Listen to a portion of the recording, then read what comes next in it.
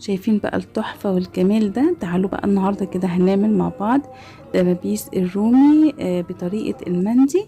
ما شاء الله هتفصل اللحم من العظم بكل سهولة، وطعمها تحفة وسهلة جدا ومش محتاجة لا بصل ولا طماطم ولا اي حوارات خالص. بصوا الجمال، خطيرة. يلا مع بعض بسم الله. اول حاجه هنبدا بيها البهارات. راس توم كبيره، علبه زبادي، معلقه كبيره كركم، اهم حاجه الكركم، معلقه بابريكا، ورشه من الفلفل الاسمر. الكركم مهم جدا.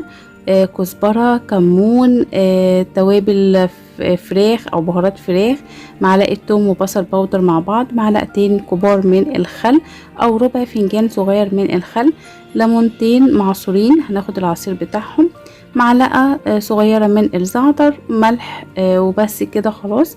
وهنضرب بقى الكلام ده كله مع بعضه حلو جدا، لا بصل بقى ولا طماطم ولا اي حوارات خالص، الطعم مميز ومختلف. هنجيب بقى الدبابيس بتاعتنا اهي ونبدأ نتبل التتبيلة بتاعتنا، ونحاول ان احنا نشبع الدبابيس من كل ناحية. دي دبابيس الأجنحة كمان، مش دبابيس الأفخدة. هنتبلها حلو جدا، وبعد كده هنبدأ نجيب الكيس الحراري بتاعنا. طبعا هتتبل من ناحيتين، ده الكيس الحراري اللي بيدخل الفرن. ونبدأ نحط بقى الدبابيس بتاعتنا جوه الكيس ونقلبهم كده جوه الكيس حلو جدا، وبعدين ندخلهم بقى التلاجة ليلة كاملة، 4-5 ساعات على الأقل خالص. تمام. وبعد كده هنطلعها من التلاجة، نحطها في الصينية وندخلها الفرن زي ما هي، ولا نخرم الكيس ولا اي حاجة. هتلاقوا الكيس اتنفخ معاكم في الفرن، مش مشكلة، بيبقى عامل زي الحلة البريستو، يعني بيسرع وقت التسوية بتاعتها بدون ما نخرم الكيس، لان لو نخرم الكيس بنطلع منها البخار.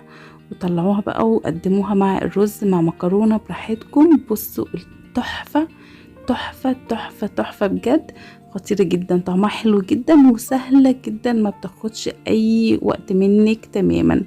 وبس كده خلاص، ده كان الفيديو بتاعنا النهاردة، ونورتوني. باي باي.